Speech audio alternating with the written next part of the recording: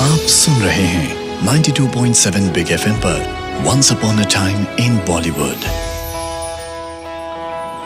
92.7 Big FM पर स्वागत है आपका एक बहुत ही खास शो जिसका नाम है once upon a time in Bollywood. हर रविवार की तरह आ गया हूं मैं सिद्धार्थ और मेरे साथ जानी माली फिल्म क्रिटिक और ऑथर भावना सोमैन। कल यानी कि 24 जनवरी को एक बहुत ही मल्टी टैलेंटेड पर्सनालिटी का जन्मदिन था। कल तो हमने सेलिब्रेट किया ही, आज भी ये शो खास तौर पर उनको डेडिकेट होने वाला है। जी हाँ, बात कर रहा हूँ writer, producer, director, actor Subhash Ghai साहब की, जिन्हें शोमैन के नाम से भी जाना जाता है। और सुभाष घई साहब खास तौर पर आज हमारे साथ हैं। लिरिसिस्ट भी है, डांस भी करते हैं, गाना भी गाते हैं और सबसे बड़ी बात एकेडमिक भी है, लिरिक्स राइटर भी हैं। ये आपको कैसे पता लगा कि मैं लिरिक्स राइटर भी हूँ? मैं बताती हूँ, एक किस्सा है। एक बार मैं आपके घर एक डायरेक्टर को लाई थी। आपने उनसे कहा कि अगर आप इस सिचुएशन में गाना लिखोगे तो क्या लिखोगे? उन्होंने कहा कि अच्छा मैं बताती हूँ। तो और उन्होंने बोला एक राइटर ने लिखा है और उन्होंने पढ़ के सुनाया। तो आपने उनसे कहा कि ये गाना आपने लिखा है। तो उसने कहा कि कैसे पता चला?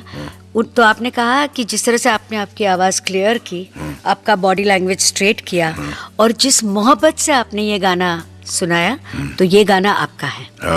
तो इसीलिए जब आपने अपना गाना पहली बार यादें का सुनाया मुझे, तो मुझे वो डायरेक्टर का किस्सा याद था। तो मैंने कहा ये गाना सुभाष जी आपने लिखा है। क्योंकि जब आप राइटर होते हैं ना, सब फिल्मों की कहानी मैंने लिखी, स्क्रिप्ट भी मैंने लिखी और डायलॉग्स भी मैंने लिखे।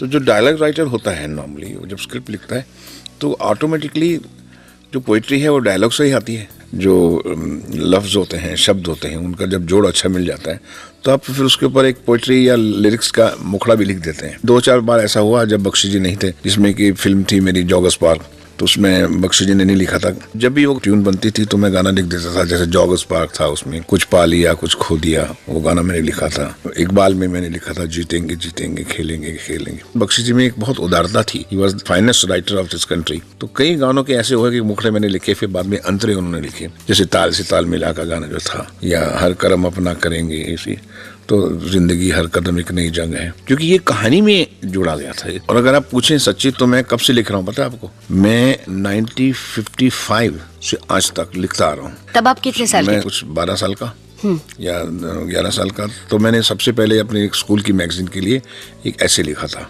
अरे वाह। फिर मैंने एक कहानी लिखी, फिर मैंने एक प्ले लिखा स्कूल में। फिर उसके बाद मैं कॉलेज में तो सारे प्लेस लिखता था और खुद डायरेक्ट करता था और खुद ही एक्ट करता था। और लिखने का मुझे शौक भी था, कहानियों का मुझे बहुत शौक था, पढ़ता मैं बहुत था कहानियाँ। और उसकी वजह से फिर मुझे कहानियों के साथ साथ साथ आज तक अगर आप मुझे अभी भी कोई वो लफ्ज़ दें तो मैं इमीडिएटली आपको उसके ऊपर या तो मुखड़ा बना के दे दूंगा, या एक डायलॉग्स बना के दे दूंगा, या सीन बना के दे दूंगा। क्योंकि ये लिखते लिखते अगर आपको 50-60 साल हो जाते हैं तो वो कला तो आप में आ ही जाती है जी। और आपको ये बिल्कुल सोच लेना चाहिए कि फिल्म भले विजुअल मीडियम है, लेकिन जब भी फिल्म की लिखावट अच्छी होगी वो फिल्म बहुत खूबसूरत लगेगी। कैसे पहुंचे हरियाणा से Pune film and television institute, वो भी एक्टिंग का कोर्स करने के लिए सुभाष घई साहब, जानेंगे अब से थोड़ी देर में। सुनते रहिए once upon a time in Bollywood, only on 92.7 Big FM.